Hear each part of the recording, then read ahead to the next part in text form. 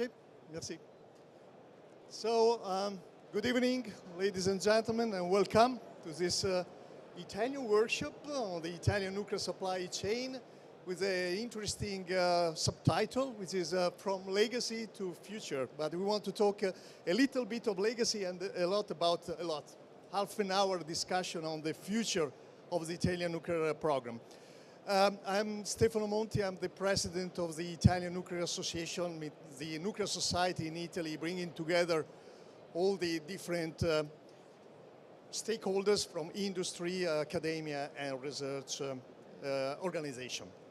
So let me start quickly because of the time is really short. So let me start a little bit from the legacy. Italy has been defined recently by the Director General Rafael Grossi as the most nuclear country of the non-operating nuclear countries. Interesting.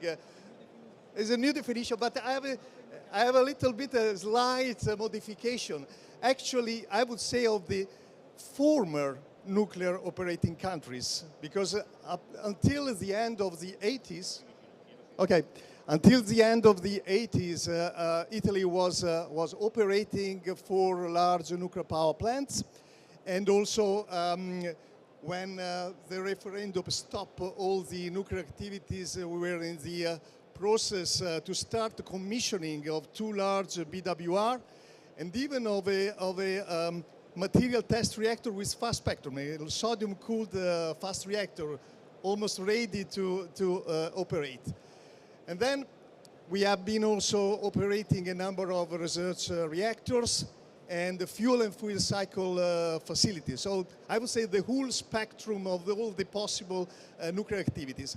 And most of these facilities nowadays are under decommissioning, which means that in the last 30 years, the country also gained a great, I would say, capabilities and expertise in decommissioning and nuclear waste. And actually our agency, SOGIN, is very active also in the international framework. But another I would say, pretty unique feature of Italy that has also demonstrated by this event, which showcases some 50 industry from Italy, is that the Italian nuclear industry has been remained very active on the international at the international level, participating in a very important way to several projects on Gen 2, Gen 3, and even now Gen 4 reactors. And this has brought the country to be the second manufacturing nuclear country in Europe, okay, after France. So all of that, of course, represent, I would say, a real robust foundation of the national capabilities and commitment on the new nuclear. And actually, we are here to talk about the new nuclear in which term. But first of all, we would like to give you a kind of overview of the current program at the legislative level. But then we talk also about how the industry, the Italian industry, is getting ready to really implement the program, both in terms of reactor technology assessment as well as of supply chain. And up to even, we want to discuss our activities regarding the most advanced part of the new nuclear, which means advanced modular reactors, which promise also to close the fuel cycle and make nuclear more sustainable. So since we are really short of time, without further ado, let me introduce the first speaker. Is Nicola Ippolito, is the head of the nuclear division, the brand new nuclear division inside the Minister of Environment and Energy Security, and he will give this framework which represent the groundwork for the nuclear program in Italy. So Nicola, you have the floor. This one? Can I use this one? So, okay. Okay, the same. I feel a bit unstable on this, so if you forgive me, it's not a moment to be unstable. It is so. the word which is Yes, very yes, unstable yes. in this moment. I say this way. So, thank you. My pleasure to be here. Nicola Ippolito, Director of the Nuclear Division of the Ministry of Environment and Energy Security since just 2 months, so thank you for your good luck. And I speak here so on behalf of the ministry. That is the ministry which is leading the discussions in Italy and the works on this possible restart of nuclear production. And considering that we have been absent from nuclear production for almost 4 decades, almost 40 years, the first aim, the first task that we had, also based on the impulse of our minister Gilberto Pichetto Fratin, is to be credible. To be credible, and so to set rational and I would say evidence-based policies. And in this sense, these accomplish to build a solid basis. After 40 years of absence, you need a solid basis. And so how can you build this solid basis? You can build trusting on science, trusting on technology. So we set up this national platform on sustainable nuclear energy in September 2023. It has been kind of a table with all the main Italian stakeholders, more or less, not all, but a lot of the people staying here, of the bodies represented here. And so, putting at the table all these stakeholders, all these brains, and you know that Italians love to stay seated at a table, as is shown also today, we had the possibility to check that we were not starting from scratch. As Stefano Monti was saying, we are already the second manufacturer in Europe. We graduate today, despite the absence of the last 40 years, the 10% of the nuclear engineers in Europe. 10% of nuclear engineers in Europe is quite impressive to believe, also difficult to believe. And this shows that, in fact, I agree with you, Italy is a nuclear country with no nuclear reactors operating, or at least no power plant operating. So I strongly agree with this. So I steal the sentence of someone that says that Italy maintained an invisible presence on nuclear, but is invisible probably more to Italians than abroad, and this is quite clear today. As the ambassador said, almost 60 companies are present today, 60 companies. And that's why this invisible is to consider more at a national level, consider that we are quite well recognized at an international level. And so probably we need to build trust, or in particular in our country, than abroad. And so after this, starting from science and from data, we set this hypothesis scenario, with and without nuclear, by 2050. And the hypothesis scenario with nuclear was preferred from several points of view. And so we say in Italy, l'appetito vien mangiando, the appetite grows while eating. And so after this, we checked that we had a legislative and regulatory, I could say, disgregated framework, because, you know, 2 referenda in 1987 and in 2011 a bit disgregated also the regulatory framework. And so we needed to rebuild, or I would say to build an organic framework from all these points of view. And so we drafted a delegation law that obtained the positive opinion of the Unified Conference of Regions and Municipalities. Not a small achievement, I would say.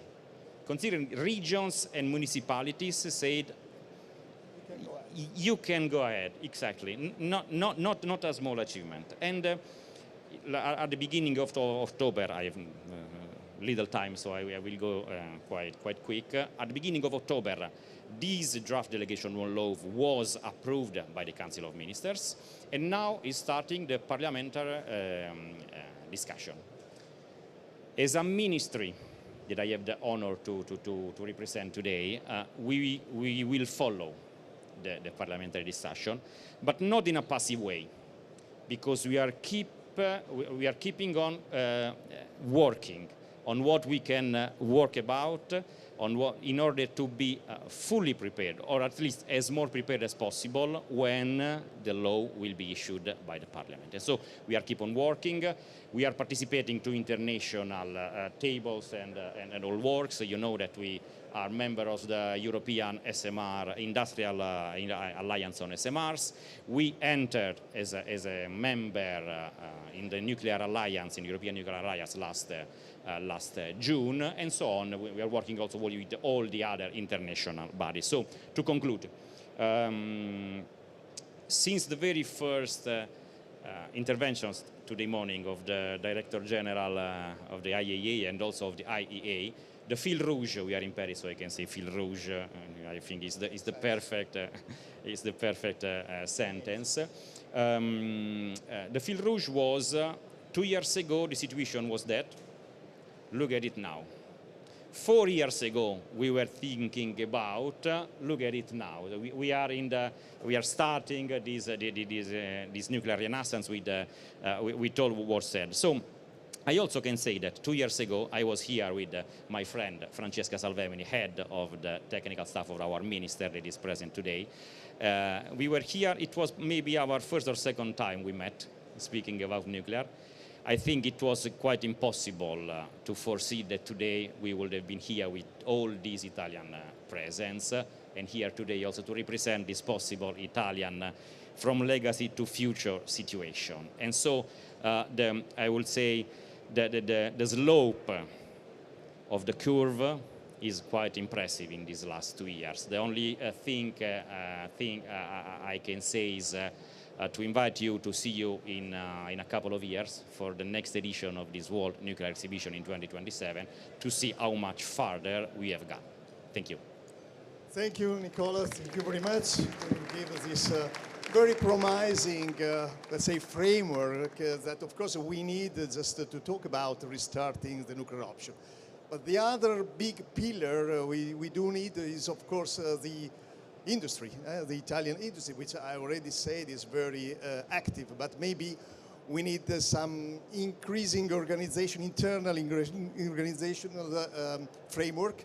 And so we tried to provide you this part of the discussion with the help of three major players.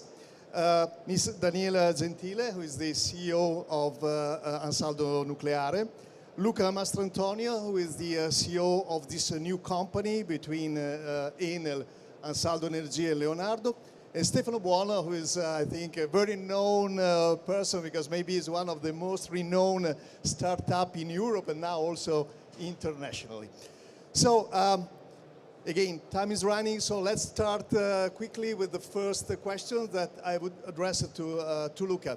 So, Luca, you are the new CEO of this new company. Can you please explain a little bit what it's about? It means the mission of this new company.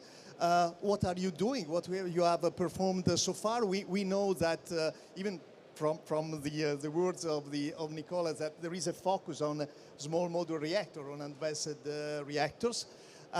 So, yeah, what we are doing and what we can expect as the first outcomes in coming months, and also what are the, let's say, the opportunities, but also I'm sure that you are encountering some challenges. So if in 5 minutes you can tell all about that.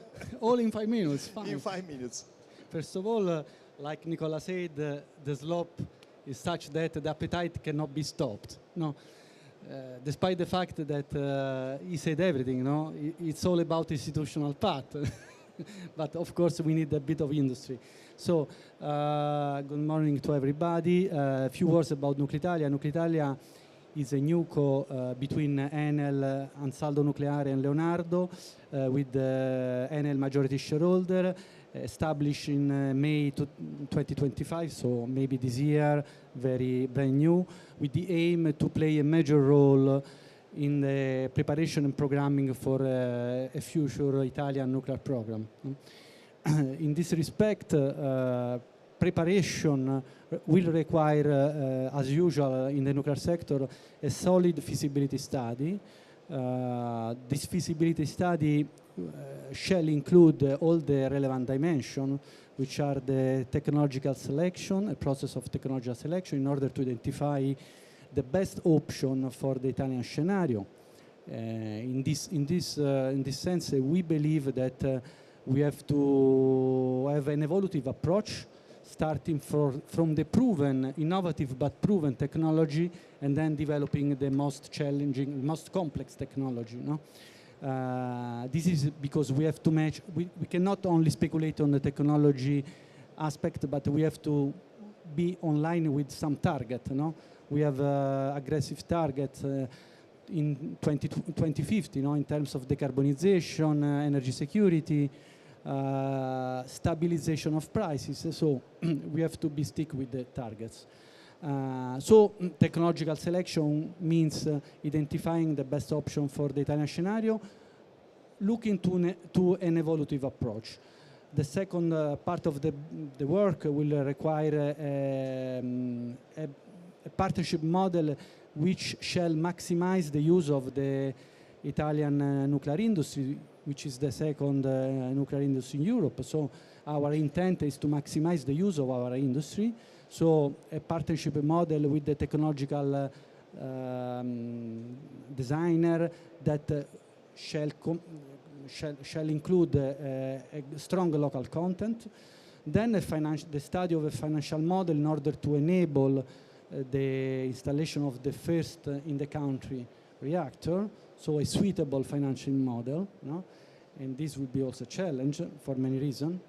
And then last but not least, we said about the Italian supply chain. So in order to make the Italian supply chain ready for the new design we will study, we will select, of course we have to reorganize the supply chain and then prepare.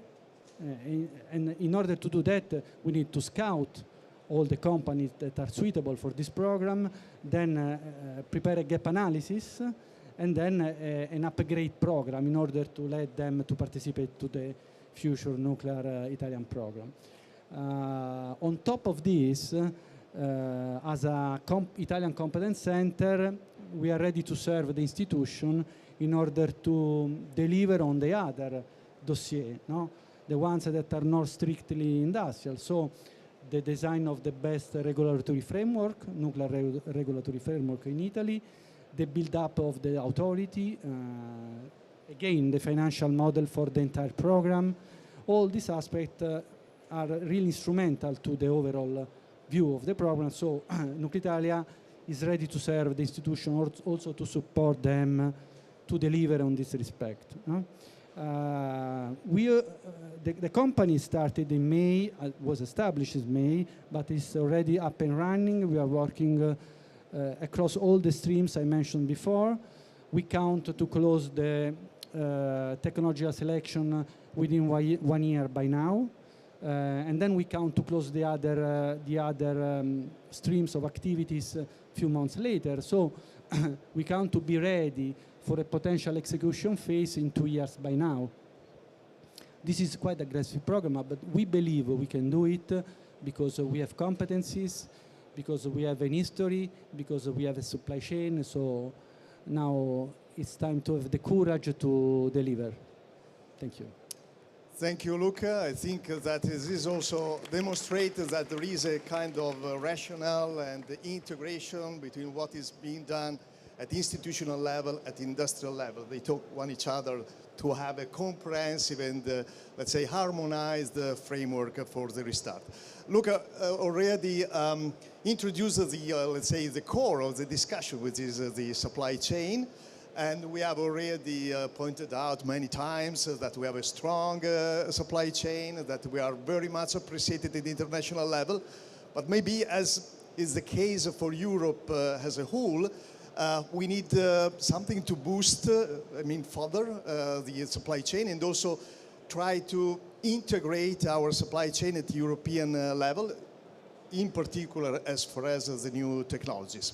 So I would ask Daniela, well, first of all, to give some, really some shots regarding the status of our supply chain, and why not also to talk about some specific case, like for instance in Romania, very, very successful. But then what do we need in order to, I mean, give really a boost to our supply chain to integrate and strengthen the Italian supply chain in the European context? Okay, so thanks for the questions, and so good evening, everyone. So you said before a little bit of legacy, and just a little bit of legacy. So Ansaldo Nucleare is a company which never left nuclear, as many other companies here in Italian companies.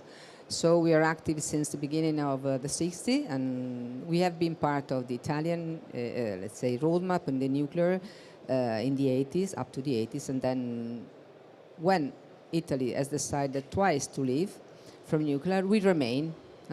And with us, has just been pointed out, many other Italian companies remained. So Nicola has just said before that we need some credibility. And I think that the Italian supply chain has demonstrated the credibility through facts. So in those 40 years, so the Italian companies, the Italian supply chain has been actors of many of realization of nuclear power plant in Europe. So we have been experiencing this directly because outside Italy we have been part of Cernavoda 1 project, and many Italians companies were with us. And we are now acting as in the contract for the plant life extension, and again we see many Italian companies capable and eager to be part. So let me say in a nutshell that if Italy has decided to leave nuclear, nuclear has not left Italy. What is needed for the nuclear to come, for the future? There is a plan in place, as Italia, as Luca has mentioned, and the supply chain is central in this, let's say, in the plant of Nuclitalia. We, as Ansaldo Nucleare, have been working on SMR since quite a while. So also 2 years ago, an agreement has been signed exactly here in WNE together with the NF and Duart. So SMR was already in our roadmap and is still there, of course, as well as the fourth generation, so the lead-cooled fast reactor, where we have been active since the beginning of 2000s as well. We have our project, which is Eagles, one of the 9 chosen by AESMR Industrial Alliance. And in those two, let's say, streams, so the SMR and the AMR, so the third plus and fourth generation, supply chain is key. In which terms? First of all, so collaboration as early as possible in the engineering, so co-engineering. So those designs are so complex that they need supply chain to participate in the early beginning, in the very, very beginning. Co-engineering, design to manufacture. So we expect a supply chain active, propositive, so to propose against our needs the kind of solution.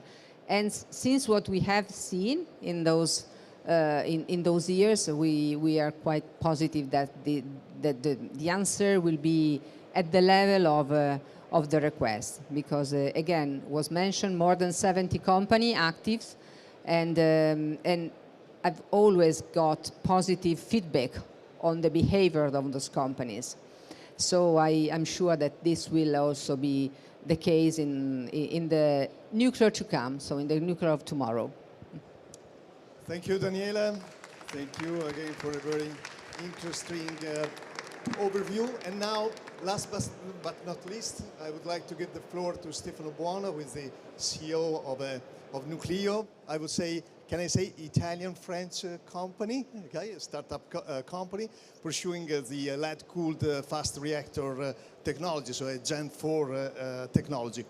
So, Stefano, as leader of one of the most renowned major startup companies in Europe, but with a strong presence in Italy, even in terms of human resource. What is your vision for the new nuclear in Europe?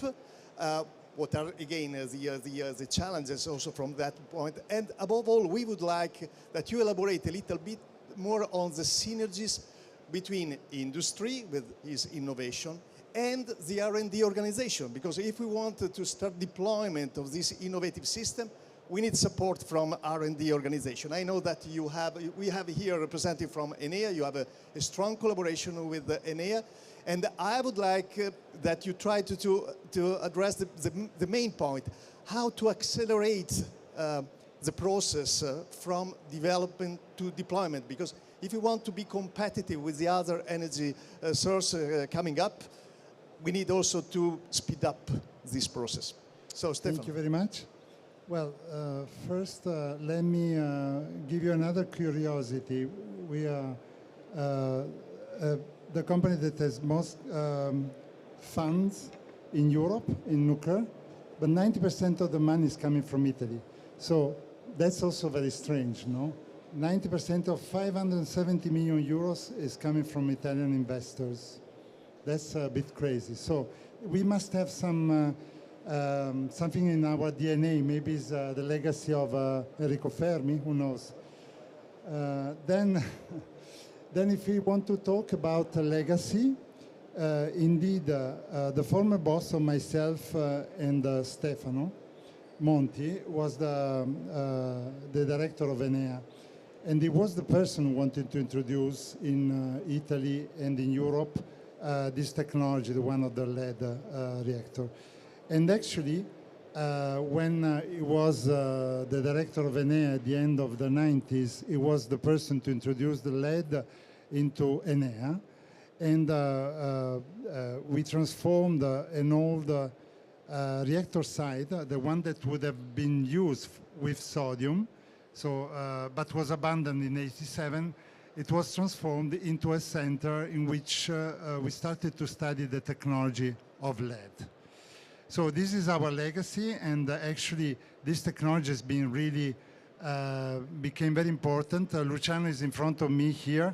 He was the person who suggested this technology to be in the Generation 4 Innovation Forum, and since there are a few countries around the world that studied this technology. But Enea and Italy remain the leaders in this. So when we decided to develop the technology using actually private money, we immediately thought about a partnership with this center. And we suggested a very original idea, the one of investing private money into this center. Install all the equipment that is needed to accelerate a project in a private project in Europe, because of course we can have a great support now to make a project of new reactor using calculation and codes and experience, etc. But you have to build a lot of validation tools, not only for the technological choice that you are making, like the materials and so on, but also to qualify your components. And this is what we are building in Italy, actually. And this is making us very proud, because the contribution of the Italian ecosystem and the legacy of the Italian ecosystem in this technology is really, really strong.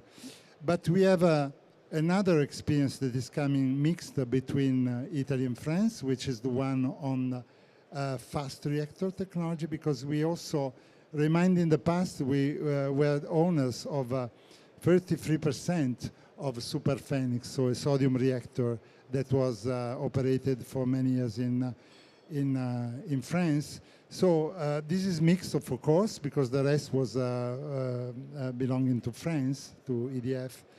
And so, but we are using this experience, and another very, very important experience, the fuel that was used in this reactor.